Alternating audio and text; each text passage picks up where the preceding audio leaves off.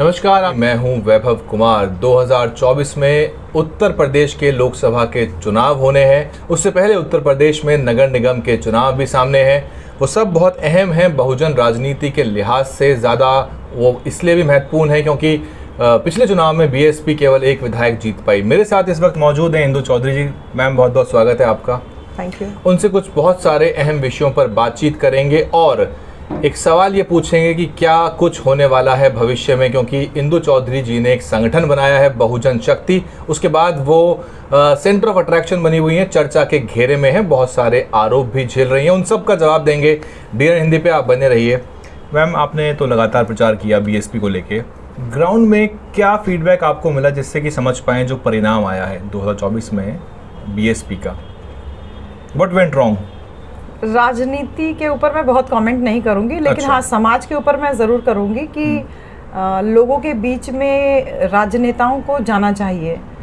और राजनेता अगर स्वयं नहीं जा सकते तो अपने कुछ ऐसे कार्यकर्ता डिप्यूट करने चाहिए जो उनकी छवि लेकर के लोगों के बीच में पहुंचे। क्योंकि डायरेक्टली आप कनेक्ट नहीं कर पा रहे हो तो रिप्रेजेंटेटिव को ज़रूर कनेक्ट करना चाहिए। इस बार के चुनाव में हम लोग बहुत ग्राउंड लेवल पे कई जगह पे कई जिलों में जब काम किए तो ये भी देखे कि कई जगह तो जो लोग हैं वो डिज़ायर, मतलब उनके अंदर ये फीलिंग है कि लोग आने चाहिए उनके बीच में। ये उनकी विश रहती है कि कम से कम हमारे पास तक पहुँचे। ये मान के चलना कि एक विशेष तबका हमेशा हमारा वोटर बना रहेगा और इसलिए उनकी अनदेखी करना, ये हमारे लिए बहुत घातक साबित हो रहा है, स्पेशली पूर्वी उत्तर प्रदेश में। बसपा ने ग्रांटेड ले लिया अपने वोटर को, आप कह रही हैं? वोटर को ग्रांटेड भी ले लिया। दूसरा कि प्रत्याशी भी हमारे गांव में नहीं पहुंच रहे हैं। बहुत सारे जगहों पे, काफ़ी जगहों पे पहुंच रहे हैं, लेकिन बहुत सारी जगहों पे जो बहुत इंटीरियर के गांव हैं वहाँ पे लोगों की ये चाहत है कि प्रत्याशी हमारे बीच पहुँचना चाहिए। जैसे देवारा क्षेत्र देख लेते हैं, अगर हम आजमगढ़ और आसपास के जिलों की बात करें। देवारा एकदम ऐसा क्षेत्र है जो बाढ़ प्रभावित रहता है, जहाँ पे और पार्टियों के लोग पहुँचते हैं लेकिन हमारे लोग वहाँ तक नहीं पहुँच पा रहे। हमारे कार्यकर्ता वहाँ पे पहुँच रहे हैं लेकिन हमारे जो रिप्रेजेंटेटिव्स हैं वो नहीं पहुँच पा रहे हैं। हमारे से मतलब आपका बीएसपी से है?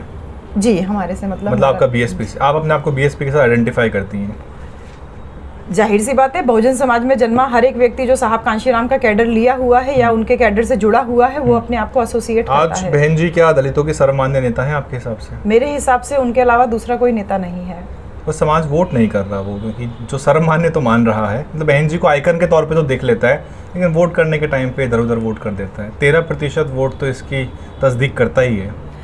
मैं वही कह रही हूँ ना कि रिप्रेजेंटेटिव्स को जो है जनता के बीच में अप्रोच बनानी पड़ेगी। कनेक्शन नहीं है, कनेक्टिविटी थोड़ी सी कमजोर हो रही है। कनेक्शन नहीं है। कनेक्शन किससे? जिलाध्यक्ष से, विधानसभा से या प्रत्याशी से? किससे होना चाहिए? मैं किसी विशेष पद पे नहीं कहूंगी, लेकिन बस ये मान के चलिए आप कि जो भी रिप्रेजेंटेटिव हो हमारा, चाहे चुनाव में हो या वैसे भी, सत्ता के अलावा एक सामाजिक रिप्रेजेंटेशन भी तो होना चाहिए।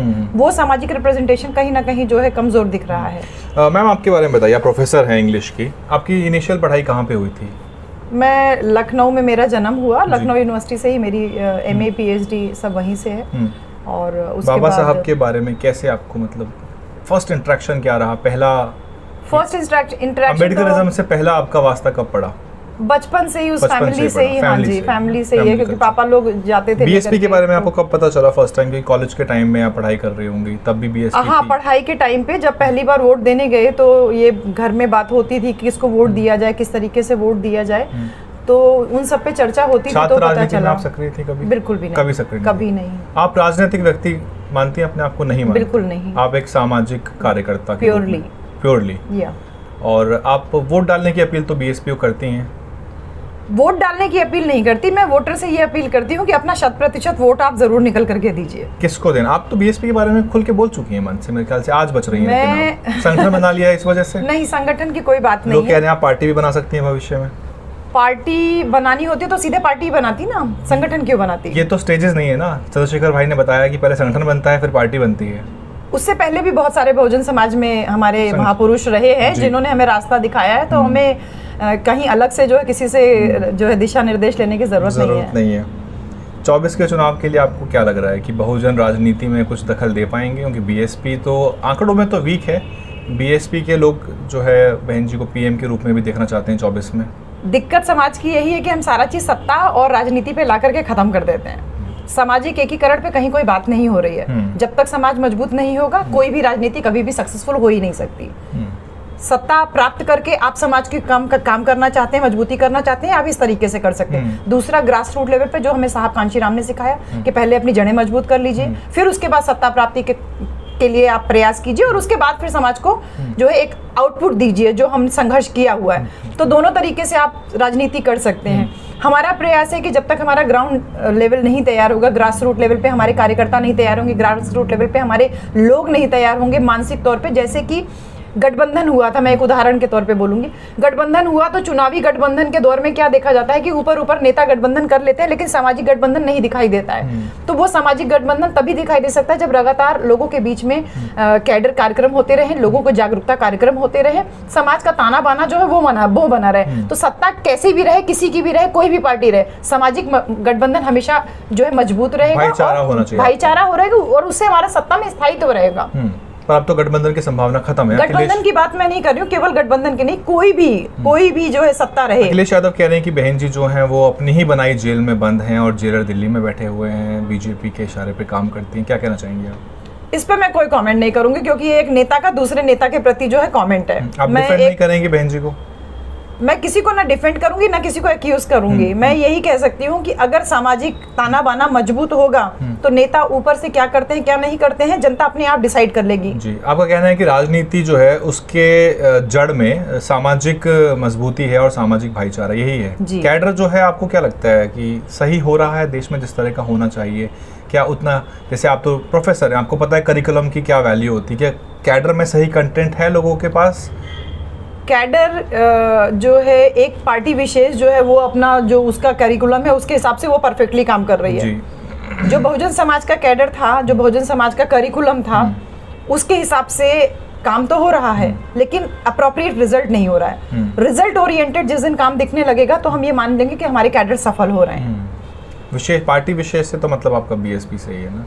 नहीं, मैं बीएसपी में अगर कैडर की क्या बात करूं मैं आपसे मैं और भी जो राजनीतिक संगठन है, और भी राजनीतिक संगठन है, जनरल स्टेटमेंट है, बहुत सारी जो मजबूत पार्टी, यहाँ तक कि सत्ता में जो पार्टी है उसका भी एक कैडर अपना तरीके का चल रहा है। अम्बेडकरिज्म की क्या स्टेज है आपके हिसाब से? ईस्ट में तो आप बहुत एक्टिव है ना, कई सारे जिलों में आपने काम किया, पूर्व के तो कई जिले आप कवर कर चुकी हैं, क्योंकि हमने आपकी असंख्य कैडर की सभाएं देखी जिसमें आप जनता को, महिलाओं को खासतौर समझाती हुई नजर आई हैं। तो क्या स्टेज है अम्बेडकरिज्म की, और वहाँ जातिवाद की जड़ें अभी टूटी हैं, कितनी गहरी हैं? जातिवाद की जड़ें तो बाबा साहब भी नहीं तोड़ पाए, और इसीलिए बाबा साहब ने अपने अंतिम समय में हम लोगों को बुद्धिज्म का रास्ता दिखाया। बिल्कुल। ऐसे में समाज के बीच में जब मैं जाती हूँ तो एक चीज़ मुझे जो बहुत पॉजिटिव नज़र आती है, वो जनता में एक्स्ट्रा ऑर्डिनरी जागरूकता दिखती है। वो जागरूकता हमारे साहब कांशीराम के कैडर कार्यक्रमों की वजह से है, वो अभी तक जिंदा है। वो नहीं रहे, लेकिन वो कैडर कहीं ना कहीं जो पुराने लोग हैं उनके द्वारा जिंदा है। लोगों से बातचीत करने में वो सारी चीजें निकल के आती हैं, और किसी भी प्रकार की एट्रोसिटीज जो पहले दबा दी जाती थी, यहाँ जैसे रेप केसेस हैं, पहले गांव में इनको बहुत शेम माना जाता था, दबा दिया जाता था। अब हर एक व्यक्ति खुल के बात करता है और खुल के उस पर आवाज उठाता है, टेकअप करते हैं उन इश्यूज को। तो ये मैं बाबा साहब के मिशन, मूवमेंट और साहब कांशीराम के द्वारा चलाए गए कैडर कार्यक्रमों की जीत मानती हूँ। आजमगढ़ में चुनाव हुए थे अभी पिछले दिनों, उपचुनाव हुए थे, तो उसमें बीजेपी फिर से अपनी बाजी मार के ले गई, तो कैसे देखती हैं आप? मैं बस यही कहूंगी ना कि सत्ता जो होती है ना, कुर्सी परिवर्तन हो रहा है। सामाजिक परिवर्तन अगर होता तो कुर्सी परिवर्तन स्थायी रहता। हमने सब कुछ कुर्सी पे ही केंद्रित कर दिया है, राजनीति पे ही सब चीज केंद्रित कर दिया है। समाज अगर मजबूत रहेगा तो उसके पास दिमाग हमेशा रहेगा कि क्या करना है। जैसे कि एक बहुत छोटा सा उदाहरण मैं पहले भी दे चुकी हूँ, आज फिर दे रही हूँ कि एक बहुत, जिसको हम 3% बोलते हैं, एक बहुत छोटा सा तबका है, लेकिन पूरे भारतवर्ष पे सभी मेजर जगहों पे उन्हीं का कब्जा है। उनका गठबंधन इतना मजबूत है कि सत्ता किसी की भी रहे, सरकार किसी के भी रहे, उनके काम कभी नहीं रुकते। वैसा सामाजिक ताना बाना जो 85% बहुजन समाज है, वैसा ताना बाना क्यों नहीं बन पा रहा है? इकोसिस्टम है जो उनके फेवर में काम करता है वो, है ना? तो हमारा इकोसिस्टम हम बना रहे हैं, क्योंकि ब्यूरोक्रेसी से लेकर जुडिशरी तक बैठा सब जगह पे है, सब जगह पर है। तो वैसा ब्यूरोक्रेसी और जुडिशरी उसकी बात नहीं करते, हम ग्रास रूट लेवल पे भी देखते हैं। तो ग्रास रूट लेवल पे भी जो हायरार्किकल सिस्टम बना के रखा हुआ है, वो हम अपने में क्यों नहीं बना पाते? हमने हायरार्की, कास्ट के अंदर हायरार्की बना रखी है, हमने अपने जातियों को मजबूत करने के लिए अपने समाज को, जो बहुजन समाज नाम दिया गया, जातियों को मजबूत करके एक छत का नाम दिया गया, एक स्वरूप दिया गया, एक योजना दी गई, उस योजना के तहत हम क्यों नहीं काम करते? हम अपनी जातियों में सब कास्टिज्म खोजने लगते हैं और फिर समाज को और तोड़ने का काम करने लगते हैं। तो वो मजबूती जिस दिन समाज के लेवल पे हो जाएगी, राजनीति हमारी स्थायी तो रह जाएगी, चाहे आजमगढ़ हो, चाहे गाजीपुर हो या कोई और जिला हो। फेवरेट पॉलिटिशियन कौन है आपका भारत में वर्तमान में? फेवरेट पॉलिटिशियन मेरी नज़र में तो मेरा केवल एक ही है और वो साहब कांशीराम का तैयार किया हुआ व्यक्ति है। उसके अलावा मेरा कोई और फेवरेट पॉलिटिशियन नहीं है। चुनाव लड़ने का आपका कोई भविष्य में इरादा या मन है? चुनाव लड़ने का नहीं, लेकिन हाँ ऐसे लोग तैयार करने हैं जो चुनाव लड़ने लायक हो सके। बिल्कुल। बहुत सारे आरोप लग रहे हैं, जब से आपने संगठन बनाया, दिल्ली में कार्यक्रम था आपका, हम नहीं पहुंच पाए थे वहाँ, तब से बहुत सारे लोग कह रहे हैं कि बहुजन शक्ति संगठन बन गया है। क्या कहना चाहेंगे आप उसके ऊपर? बहुत सारे लोग तो ये भी कह रहे हैं कि बहुजन शक्ति पार्टी बना ली है मैडम ने। तो पहले ही दिन, जिस दिन कार्यालय उद्घाटन हुआ था, उसी दिन इस बात को साफ साफ कह दिया गया था कि ये प्योरली सामाजिक संगठन है, क्योंकि समाज के गठबंधन के ऊपर कोई बात ही नहीं कर रहा है। समाज को एकजुट करने की कहीं बात ही नहीं हो रही, ग्रास रूट लेवल पे काम करने की कहीं बात ही नहीं हो रही। सारी चीज सत्ता पे शुरू होकर सत्ता पे खत्म होती है, चाहे वो चाय की दुकान हो या पान की दुकान हो। खाली हम राजनीति की बात करते हैं। जब तक समाज एकजुट नहीं होगा, राजनीति कैसे हम जो ये लेकर के आगे बढ़ पाएंगे? तो इसी उद्देश्य को लेकर के कोई भी आर्थिक, हमारे पास कोई वैचारिक और आर्थिक विजन ही नहीं है आगे। तो बहुजन शक्ति संगठन का जो उद्देश्य है, प्राइमरी यही है कि वैचारिक स्तर पे और आर्थिक स्तर पे लोगों को मजबूत करना और फिर उसके बाद सांस्कृतिक और सामाजिक रूप से उनको और आगे बढ़ावा देना है। क्या स्वरूप रहेगा संगठन का? देशव्यापी रहेगा ये? देशव्यापी तो रहेगा, लेकिन फिलहाल मेरा जितना कार्यक्षेत्र है नौकरी के दौरान काम करने का, जितना मेरा एरिया कर सकती हूँ मैं कवर, उतना ही कर पाऊंगी। लगभग कितने आज तक आपने कैडर सभाओं को संबोधित किया होगा अंदाजन? अंदाजा नहीं, कोई अंदाजा नहीं है, क्योंकि एक एक जिले में एक एक गर्मी की छुट्टियां, अगर केवल हम गर्मी की छुट्टियां ले लें तो उसमें ही एक एक दिन में हम कम से कम 4-4 प्रोग्राम करते हैं। तो उसके हिसाब से 30 दिन की गर्मी की छुट्टियों में आप एवरेज लगा लीजिए कि हम काफ़ी कार्यक्रम हमारे हो जाते हैं। मैं गिनती नहीं कर सकती। समाज जो है, दलित समाज खास तौर पे मैं कह रहा हूँ, बहुत सारी जातिवाद की जघन्य घटनाएं झेल रहा है, लेकिन उतना अपरोर नहीं हो रहा, उतना विद्रोह, उतना गुस्सा नहीं है। कोई मुद्दा अगर बड़ा बन गया, संज्ञान में आ गया, नेता पहुंच गए वहाँ पे, तब तो सब उसको लेके संजीदा हो जाते हैं, अपना ओपिनियन देते हैं। वैसे रोज़मर्रा में बहुत घटनाएं हो रही हैं। अभी दिल्ली की घटना आई है, 2 सफाई कर्मी सीवर में मर गए हैं, दिल्ली में ही, दिल्ली की घटना है ये। तो इसके ऊपर दिल्ली का पूरा समाज, जो अपने आप को अम्बेडकरवादी कहता है, वो नफ़ा नुकसान देख के बात करेगा। मतलब वो देखेगा कि ये तो आम आदमी पार्टी का महकमा तो नहीं है, तो कुछ ऐसा आम आदमी पार्टी के खिलाफ ना बोल दें। क्या हुआ, राजनीतिक गुलामी ज़्यादा पसंद कर रहे हैं लोग? राजनीतिक गुलामी नहीं है, इसमें समाज में जागरूकता की कमी है। सिर्फ अपने आप को आगे जागरूक तो है ही, वो सोच रहे हैं कि रिलेशन हमारा अच्छा बना हुआ है, अपने आप को आगे रखना, मेरा कुछ फायदा देख लेना, बस इसलिए थोड़ा सा आगे। तो वो गुलामी क्या कह लीजिए, वो चमचागिरी एक तरीके से है जो समाज में ज्यादा व्याप्त हो गई है, जहाँ पे सेल्फ वेस्टेड इंटरेस्ट जो है वो प्रोमिनेंट हो गए हैं और जो सामाजिक जो इंटरेस्ट है वो थोड़े से डोरमेंट हो गए हैं, पीछे चले गए। तो हमें यही काम, हमारा जो उद्देश्य है वो यही है कि समाज इतना जागरूक रहे, इतना सशक्त रहे कि तुम्हारे ऊपर अट्रॉसिटी हो रही है, यानी कि तुम्हारे समाज पे अट्रॉसिटी हो रही है, वो एक व्यक्ति विशेष पे नहीं हो रही है। तुम आज नफा नुकसान तो देखोगे, लेकिन आने वाले समय में इसका एक बहुत बड़ा रूप देखने को मिल सकता है। लार्जर पिक्चर नहीं देख पा रहे लोग, आप ये करें। संगठन की क्या-क्या और गतिविधियां रहेंगी, कैडर होंगे, क्या-क्या होगा मतलब संगठन के जरिए? संगठन के जरिए सबसे पहले उत्पीड़न पे लड़ेंगे आप, ऐसा कुछ विरोध प्रदर्शन? देखिए, अत्याचार उत्पीड़न पे धरना प्रदर्शन और बहुत सारी चीजें बहुत सारे लोग कर रहे हैं, बहुत सारे संगठन कर रहे हैं। मैं स्वागत करती हूँ, जो जिस लेवल पे काम कर रहा है उसको करना चाहिए। हमारा कार्य बेसिकली कैडर लेवल पे है, जो गांव के लेवल पे, एकदम ग्रास रूट लेवल पे, जहां पे लोग नहीं पहुंच पा रहे हैं। धरना प्रदर्शन कुछ भी करना है तो वो हम बड़े लेवल पे कर रहे हैं या कहीं पे भी कर रहे हैं, वो वहीं तक रीच है उसकी। लेकिन जो गांव के लेवल पे नहीं पहुंच पा रहे हैं, वहां तक हमारा संगठन, हमारी कोशिश है कि साहब लोगों की विचारधारा, महापुरुषों की विचारधारा वहां तक पहुंचे और किस तरीके से उनको आगे मजबूती के साथ में ले जाएं, शैक्षिक रूप से, आर्थिक रूप से, सामाजिक रूप से, सांस्कृतिक रूप से, ये हमारा प्रयास है। 24 के चुनाव में क्या विधानसभा का स्वरूप देखते हैं आप? राजनीतिक टिप्पणी से तो बच रही हैं हालांकि आप, क्या देखती हैं आप विधानसभा? क्या बीजेपी बनी रहेगी, सरकार जाएगी, क्या होगा? 24 के लोकसभा इलेक्शन में जो स्थिति है बहुजन समाज की, वो अगर इकट्ठा नहीं हुआ, एकजुट नहीं हुआ अपनी विचारधारा को लेकर के, तो उसको ऐसी ताकतों से लड़ना थोड़ा मुश्किल ज़रूर होगा। लेकिन हाँ, फिर भी एक चीज़ है कि हमारी एकीकरण ही उनकी हार होती है। जो मनुवादी शक्ति हमारे खिलाफ काम करती है, बहुजन समाज के खिलाफ काम करती हैं, सामाजिक एकीकरण ही उसका एकमात्र चारा है। अभी मैं रिसेंटली लखनऊ के प्रेस क्लब में दलित मुस्लिम मोर्चा के कार्यक्रम में गई। वहाँ पे मुस्लिम भाई लोग खुले तौर पे ये एक्सेप्ट कर रहे हैं कि दलित समाज का, बहुजन समाज का हमेशा से मुसलमानों ने सहयोग किया और आने वाले समय में भी मुसलमान सहयोग करेगा। ये एक बहुत पॉजिटिव हमें दिखाई दिया, जो सामाजिक ताना बाना दिखाई दिया कि समाज चाह रहा है एकीकरण होने में। सिर्फ ये राजनेता जो है अगर इकट्ठा हो जाए तो समाज में कैडर कार्यक्रम करके, वो जागरूकता करके और समाज को एक सूत्र में पिलो करके हम आगे राजनीति की कोई दशा दिशा तय कर सकते हैं। मुस्लिम समाज सपा को वोट करता है अपनी पहली पसंद के रूप में।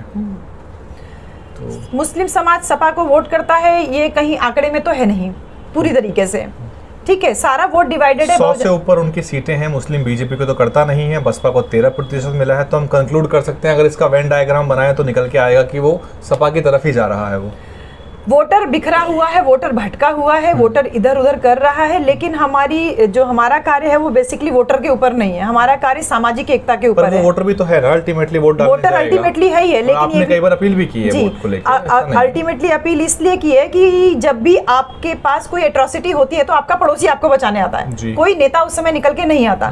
सामाजिक एकीकरण हमारा मेन फोकस है, और जब सामाजिक एकीकरण रहेगा तो जनता इतनी जागरूक रहेगी कि आपको किसको वोट देना है वो खुद तय कर सकती है।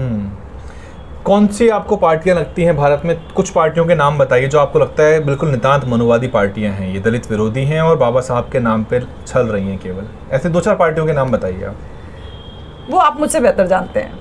आप चाहें वो तो मुझसे बेहतर जानते हैं। आप ऑप्ट आउट कर सकती हैं, you can play safe if you want. नहीं, I am not playing safe, लेकिन वो मुझसे बेहतर जानते हैं, क्योंकि रेवड़ियां बांट करके और कुछ लुभावने वादे करके आप हितैषी हो सकते हैं, जो है शो कर सकते हैं कि आप हितैषी हैं, बट एक्चुअली आप हैं नहीं। तो जनता में अगर जागरूकता रहेगी तो वो खुद ही जो है तय कर लेगी कि कौन उसका हितैषी है और कौन उसका नुकसान चाहने वाला है।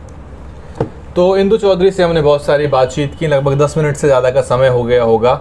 बहुत सारे सवाल जो थे मैंने रख दिए हैं, जो जनता के मन में भी थे, उन पे भी राय जानी। दर्शकों से क्या कुछ कहना चाहेंगी आप फाइनली, खासतौर संगठन के बारे में? संगठन बेसिकली ये मेरा अपना संगठन नहीं है, ये आप सबका संगठन है।